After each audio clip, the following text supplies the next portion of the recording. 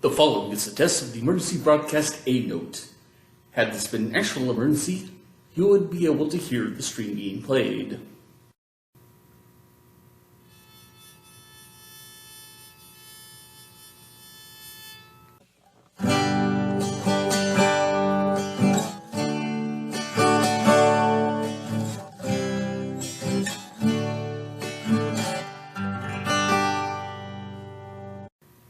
Hello everybody and welcome to String Theory, a series in which we examine various different instruments, most of them having strings.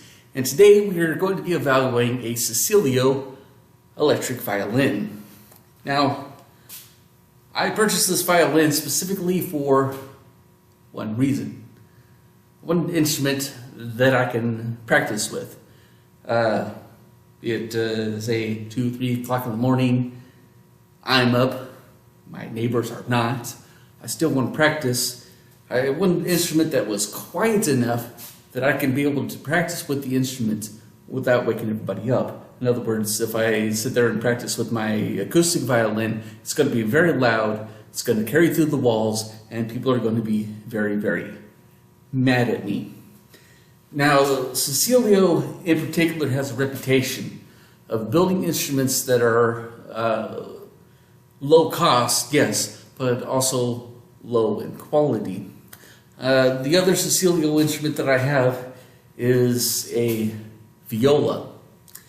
The viola was about $120 and it was trash. I had to replace the strings, I had to replace the bow, I had to replace the bridge, had to get new rosin. And I'm not too happy about the viola case that it came in the first place. It's kind of an odd smell to that case. I really don't like it. Other than that, once you've spent all this massive amount of money for all those different items, you've spent more than the cost of the instrument in the first place. So that $120 Cecilio viola is now closer to $250. And if you're going to spend $250 on an instrument, then you might as well spend that $250 to get a nice, quality student instrument, which is pretty much what you can get for something like $250. In other words, you think you could buy a Cecilio to get a basic starter instrument, and you end up paying more on the back end for all those different things like the strings and the bow and everything else that you need to get the instrument into a playable condition. That is why Cecilios tend to be very, very bad instruments. Except if you just need an instrument that you just want to practice on, that you just want to learn how to play. And in that regard, Cecilios are good because they're economical. They're cheap. But they're cheap in multiple senses of the term. Now, this electric violin was $150. It basically plays the same as a violin.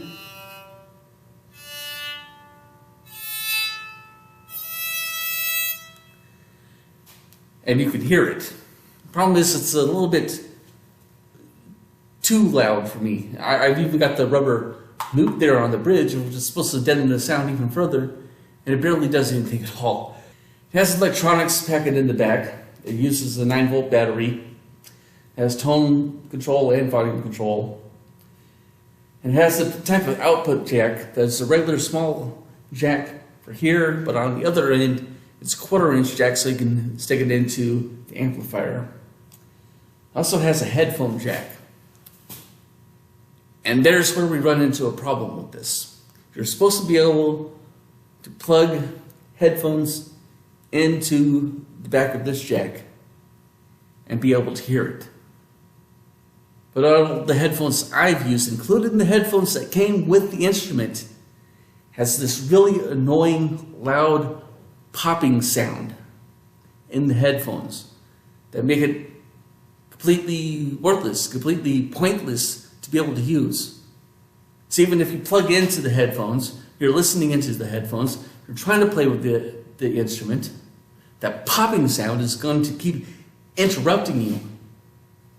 It's going to keep interrupting your practicing. You can't practice this thing, trying to get good sound of it, when you're constantly having a popping sound in your ears from the headphones. Might as well unplug the headphones and just play it normally, because it's still going to make a sound that you're going to be able to hear. Why use the headphones at all? And here's the weirdest part. When I plug this thing into the amplifier, then use my studio headphones, the 1/4-inch jack headphones in the amplifier, and listen to it, it's perfect. Nice, clear, solid sound from this instrument through the amplifier, from the amplifier into the headphones. Headphones directly into the instrument, loud popping sound. Headphones into the amplifier, no popping sound at all, nice clean sound. I don't get it. This was $100. Was it worth it? It was barely worth it. But that's a Cecilio for you. The instruments are barely worth buying. The only reason why you should ever buy a Cecilio is you just want an instrument that you can practice with. And the other problem is with the bow. Look at how straight the end of that bow is. It's the same way with the viola, the bow that came with the viola. It's almost vertical, straight up and down. You're not supposed to have that. A bow is supposed to curve outwards towards the top. And this one doesn't. So far I have 2 different bows from Cecilio. One with the electric violin, the other one with the acoustic viola, and they're both straight up and down like that. It's not supposed to be like that. That is a sign of a low quality bow. Low quality instrument, low quality bow. The only saving grace that is in fact a good instrument to practice with. But do not buy a Cecilio thinking that you're going to get even a student quality violin, let alone something that you can take on stage and be proud to want to actually play the thing. Because it isn't.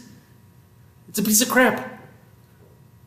And I'm not going to take this thing on stage to play, because guess what?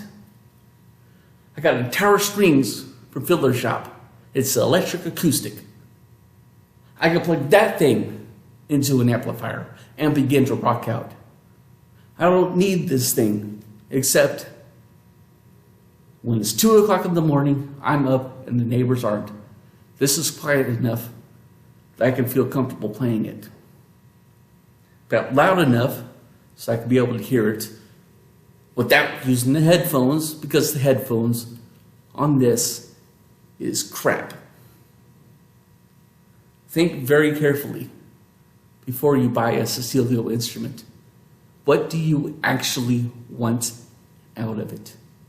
And are you willing to spend the extra money that you're going to have to spend for new strings, a new bow, a new bridge, to make it even remotely playable?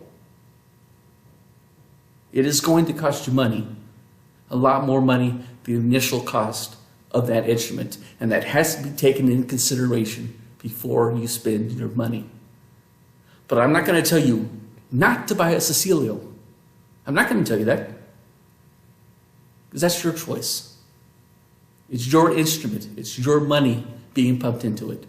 All I'm saying is, there's a better idea, since you're going to be spending all that money anyway, get a better quality instrument.